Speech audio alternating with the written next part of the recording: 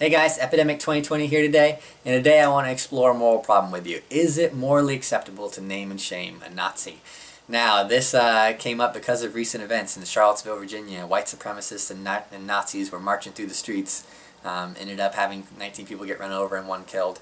So this is a terrible event, but people were noticing the identities of people in various pictures of this event and making them public. So they tell their employers, they tell the public at large, and the internet would obviously give them some flack and shame them for their behavior, and their employers might even fire them.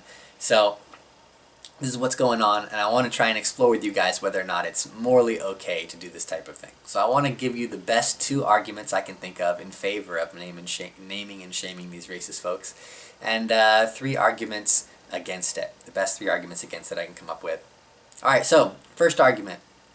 The reason these KKK members were able to march through the streets without hoods is because they've convinced themselves that they're the silent majority and that society is accepting of their racist and violent views. I don't want society to have the impression that these views are not just views held by a nutjob fringe, and I don't want them to think this is acceptable or normalized. So removing them of that illusion and not allowing people in society to think this way, to make them realize that these actions are still unacceptable, would actually be a beneficial thing for society. Second argument I can think of as in favor of naming and shaming the Nazi-type folks is that this is an extremely public event, a public protest. That's actual intention of the protest is to garner public attention. It seems like at some point you lose your expectation of privacy here. These people's faces are making their way onto the news already. At some point you're responsible for protecting your own identity. And when you flaunt it like this, you kind of get what's coming to you. Now, for the reasons that I would personally hesitate to name and shame a Nazi myself, there's three counter arguments I can think of that seem pretty strong from my perspective. The first version and the most obvious one is that this isn't a court of law that goes by a very high standard, like beyond a reasonable doubt. If you have a doppelganger and you happen to look like some guy who's at a Nazi event, you're likely to get mislabeled as a Nazi, and then the whole internet's going to come down on you in a rage. Your employer might fire you, right? Innocent people get caught in the crossfire in these type of things. In fact, in the event in Charlottesville, when people were getting named and shamed, there were some wrong people identified. So that's kind of the cost of doing business in this type of thing. You're going to have some innocent people get falsely accused, and it's going to mess with them. The second reason I think it might be problematic to name and shame the Nazis is that mob justice sucks. People have groupthink when they act in these group mentalities, especially when they're in a rage. And the mob is not going to behave justly. They're going to give death threats and vigilante justice and maybe threaten the family or cause one of these individuals physical harm.